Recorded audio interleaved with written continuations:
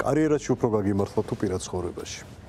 მე ვფიქრობ, რომ ორივეში თანაბრად გამიმართლა. ვერ ვიქნებოდი ვერც კარიერულ წინსვლაში წარმატებული, რომ არ ქონოდა ის ოჯახი, რომელიც მართალია გვიან, მაგრამ შევქმენი და მე ძალიან ესე უყურებ საერთოდ ცხოვრებას. მე ყველაფრისთვის ვარ ხოლმე მადლობელი და ეს მადლიერების განცდა არის, რაზეც ყოველთვის ვფიქრობ, რომ არ უნდა დავკარგო. ოჯახის შევქმენი გვიან ვახსენეთ. ქორწინებისთვის ასაკი განისაზღვრება? სრულწლოვანება. ბევრი მიიჩნევს, რომ რაღაც ასაკის შემდეგ დაგვიანებულია ქორწინება და გვიან ქორწინებას ეძახიან. თქვენ ფიქრობთ, რომ ეს მართებია? გვიანია ქორწინება 42 წლის ასაკში, მაგრამ მე ვფიქრობ, რომ ქორწინების ასაკს კი არ მეკითხებით, თქვენ მეკითხებით ქორწინების სწორი ასაკი არსებობს თუ არა. ქორწინების სწორი ასაკი არის ის ასაკი, რომელსაც კონკრეტული ადამიანი გადაწყვეტს, რომ მისთვის არის სწორი ასაკი, თუნდაც ეს იყოს 60 წლის ასაკში. ეს ინდივიდუალურია, ბუნებრივია, როდესაც მოვაქრძნობა და სურვილი, მაშინ იქნება ოჯახი. თქვენ როდესმე გიფიქრიათ, რომ კარგი იქნებოდა ეს გზნობა, რო ადრე მოსულიყო, ადრეულ ასაკში. თუ მზად არ იყავით უბრალოდ ამისთვის. საქართველოში მეზობელმაც კი შენზე უკეთესად იცოდა, როდის ჯობს რომ დაქორწინდე, შექმნა ოჯახი და რჩევებსაც არიშურებდნენ ხოლმე, რასაკვირველია ოჯახის წევრები, მაგრამ ასე ვთქვათ, გარემო, რომელიც თვლიდა, რომ მას შეუძლია ნებისმიერს დაგარიგოს ჭკუა რა ჯობს. თუმცა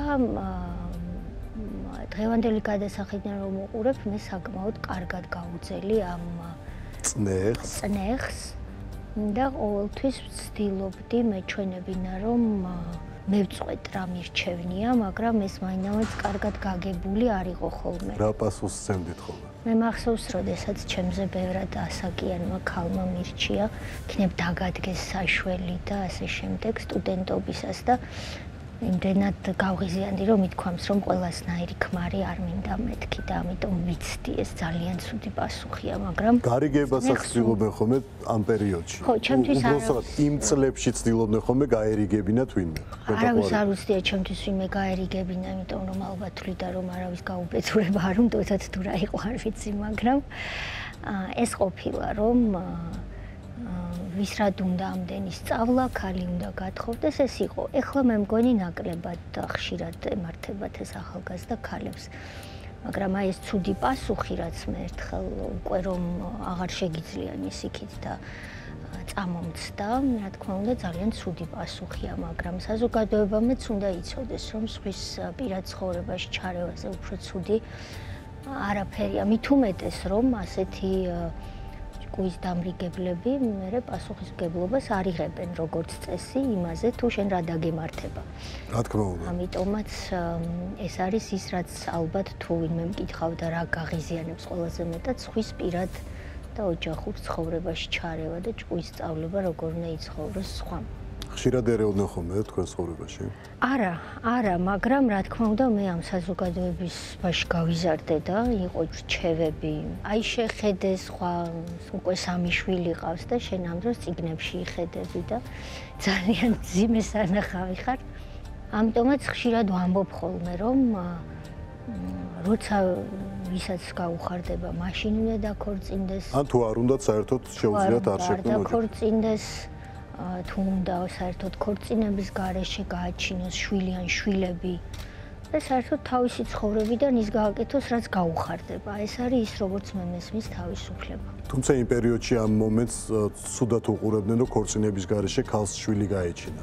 ჩვენს დროს, როდესაც მე მოზარდი და ახალგაზრდა სტუდენტი ვიყავი და ახალგაზრდა, ეს რაღაცა ტიპის ნაკლად თუ თითის გაშვერის საგნად მოიაზრებოდა და იცვლებოდა, რომ ეს ძალიან ცუდი საქციელია, მაგრამ გაბედავდით თქვენ? მე ამას არ გავაკეთებდი, იმიტომ რომ მე ტრადიციულ ოჯახში გავიზარდე და ყოველთვის მქონდა პატივისცემა იმ ადამიანების, ვინც გამზარდა. მყავდა ერთი ბებია ბაბუა მთაში, მთასთან მებრძოლი ადამიანები, ვინც ასე ვთქვათ, ადათ-წესებით ცხოვრობდა მთელი ცხოვრება. და მეორე მხარესაც ის ბებია ბაბუა, რომელიც ზრდიდა და მე დღესაც ყურში ჩამესმის, როდესაც სკოლაში ერთხელ 0 კლასი იყო ჩვენ დროს. და 0 კლასში კლასელმა როდესაც მაკოცა, ეს იყო ბებიაჩემმა თავში ისე წაიშინა ხელი, რომ დღეს მიკვირს რა მოხდა ასეთი. პირველი კოცნა იყო?